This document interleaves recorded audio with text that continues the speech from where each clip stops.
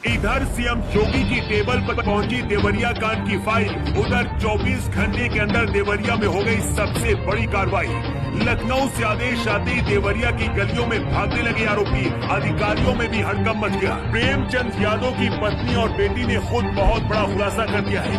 वारदात से ठीक 2 मिनट पहले क्या हुआ था उसकी पूरी कहानी भी सामने आ गई है। इंसाफ करने के लिए योगी के बुलडोजर लखनऊ से देवरिया के लिए निकल पड़े हैं, लेकिन ये बुलडोजर किसके घर पर चलेंगे उससे पहले दुबे और यादव परिवार के बीच दुश्मनी की असली कहानी जान लीजिए। यादव परिवार से 1 शख्स और दुबे परिवार से 5 लोगों की मौत हुई है। अभी तक हर किसी को लग रहा था कि दोनों परिवार इस घटना के जिम्मेदार हैं, लेकिन सच जानकर आपके पैरों के नीचे से जमीन खिसक जाएगी।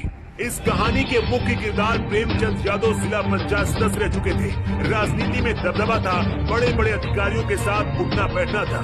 उधर सत्य प्रकाश दुबे गरीब थे, गाड़ी चलाकर और किसानी करके अपना परिवार चलाते थे। सत्य प्रकाश दुबे के मानसिक रूप से कमजोर भाई को अपने कब्जे में लेकर प्रेमचंद ने उनकी 10 बीघा जमीन को अपने नाम करा लिया। सत्य प्रकाश दुबे सीएम पोर्टल से लेकर अधिकारियों के पास शिकायत लेकर गए, लेकिन उनकी कहीं भी सुनवाई नहीं हुई। इसी 10 बीघा जमीन को लेकर दोनों परिवारों के बीच सबसे पहले विवाद शुरू हुआ था। सबसे बड़ा सवाल यही है कि किसी की भी जमीन पर सबसे पहले उसके परिवार का हक होता है, फिर दुबे परिवार की जमीन पर यादव परिवार कैसे कब्जा कर सकता है। देवरिया के लोगों का कहना है कि जिला पंचायत सदस्य बनने के बाद प्रेमचंद ने माफियागिरी और जमीन का वैध धंधा शुरू कर दिया था। इतना ही नहीं, देवरिया से बीजेपी विधायक शलभ मनी का आरोप है कि प्रेमचंद यादव का घर भी ग्राम पंचायत की जमीन पर अवैध तरीके से बना हुआ है। अगर जांच में सही पाया गया तो सबसे पहले प्रेमचंद यादव के घर पर ही बुलडोजर चलेगा, क्योंकि खुद योगी आदित्यनाथ ने हर पहलू से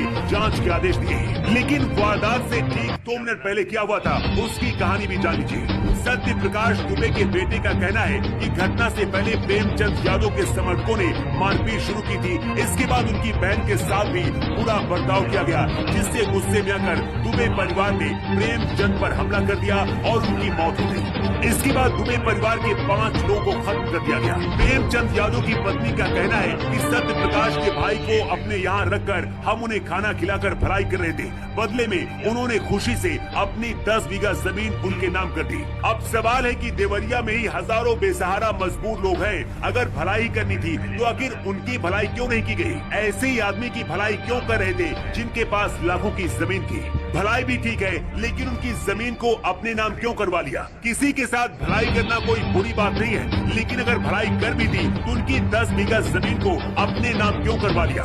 इस खबर को देखने वालों से गुजारिश है कि इसे जाति धर्म से जोड़कर न देखें। आपके आसपास भी ऐसे दबंग लोग मिल जाएंगे जो अपनी ताकत का गलत फायदा उठाकर गरीब और मजबूर लोगों की जमीनों को हड़प लेते हैं। इस घटना के लिए सबसे ज्यादा जिम्मेदार देवरिया की पुलिस और बड़े बड़े वो अधिकारी हैं जिन्होंने सैकड़ों शिकायत करने के बाद भी सत्य प्रकाश दुबे के परिवार की सुनवाई नहीं की। अगर सरकारी अधिकारियों ने अपना काम ईमानदारी से किया होता तो आज दोनों परिवारों के लोग जिंदा होते।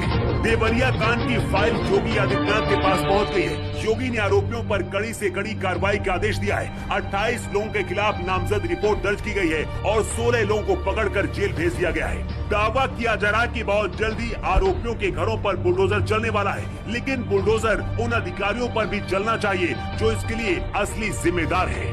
न्यू टाइम्स के लिए ब्यूरो रिपोर्ट।